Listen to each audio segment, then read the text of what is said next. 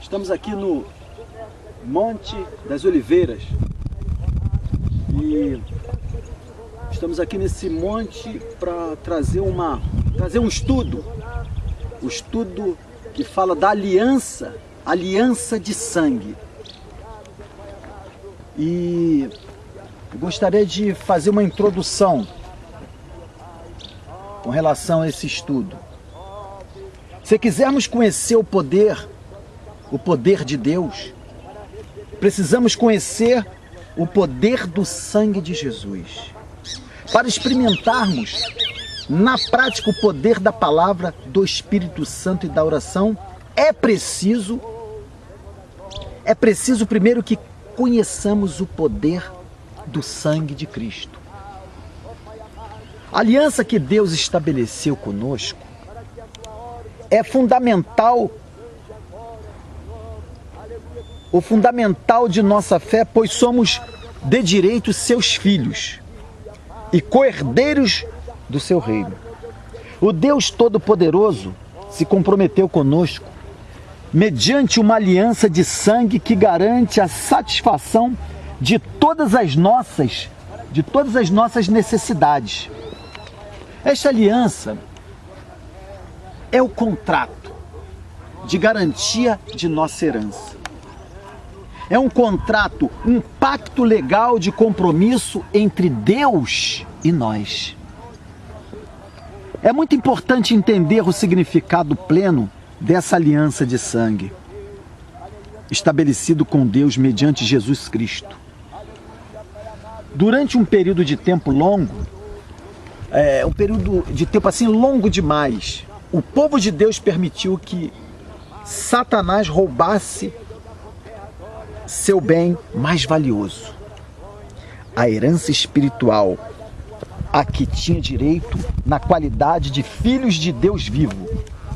Atualmente, a maior parte dos cristãos ainda não se apossou do contrato de garantia de sua herança, que já foi comprada, já foi paga e lhes pertence, na qualidade de herdeiros legais do reino de Deus. Não podemos viver como indigentes espirituais, ignorando este fato. Por ignorar os direitos legais da aliança de sangue estabelecida com os homens por meio de Jesus Cristo, ficamos paralisados, de mãos cruzadas, meio derrotados, pensando que não somos assim tão capazes de nos opor ao reino das trevas. E estabelecemos, por desconhecimento, uma vida em situação de inferioridade.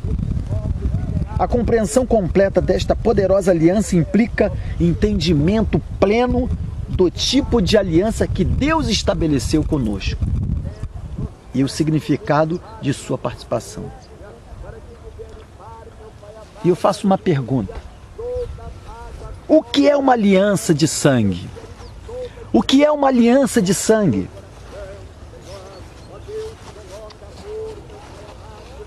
Aliança de sangue é uma aliança mútua, pelo qual duas pessoas entram no mais íntimo, mais duradouro, mais sagrado e irrevogável dos contratos como amigos e irmãos, ou mais que irmãos, selado pela mistura de seus sangues ou transfusão recíproca.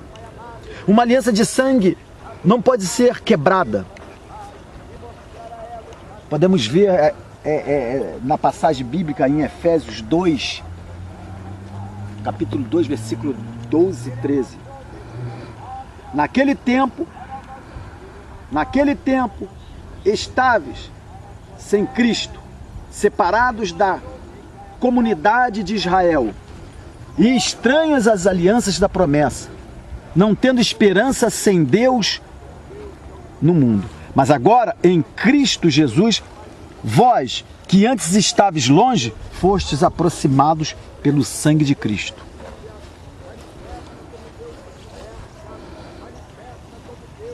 No contexto bíblico, a palavra hebraica para a aliança tem um significado de firmar, Essa palavra vem sempre acompanhada de um termo,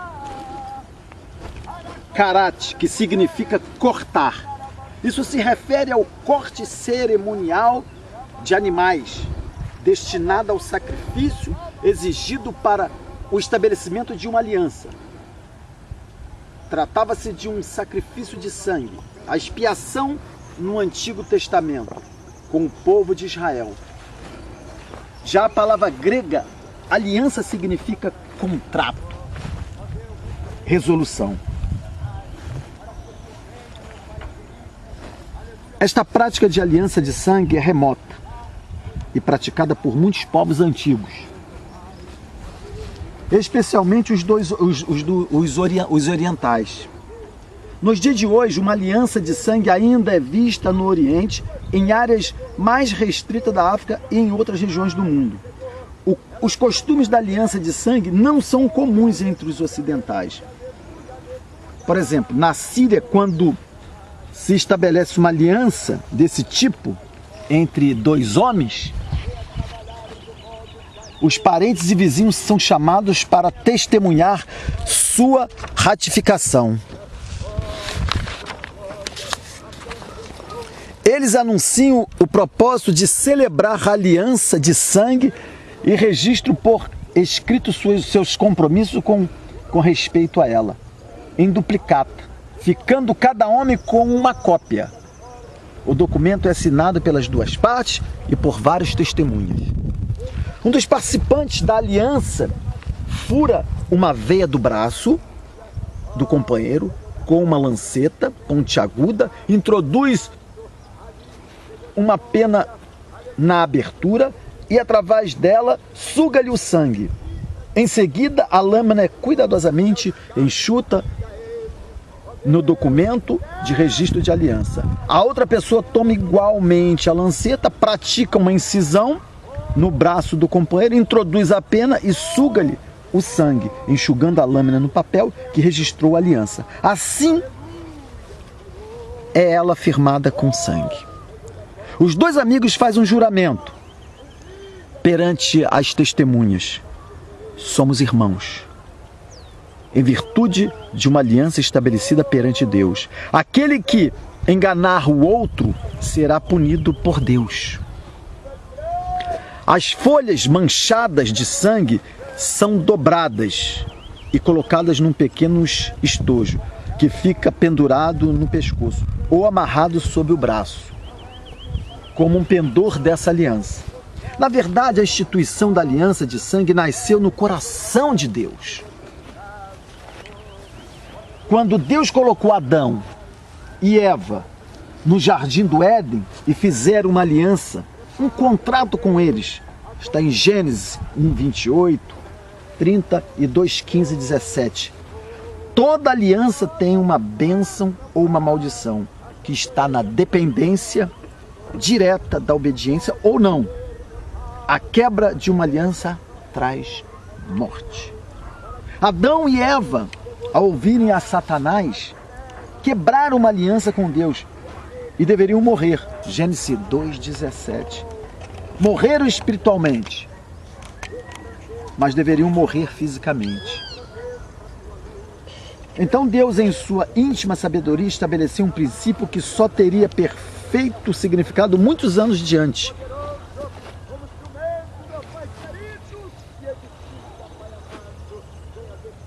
Ele toma um animal, em Gênesis 3:21, como substituto de Adão, e o sangue do animal é derramado para cobrir a sua transgressão, prefigurando a imagem do que viria um dia acontecer. O Cordeiro de Deus, Jesus Cristo, seria imolado e seu sangue cobriria para sempre a nudez do homem.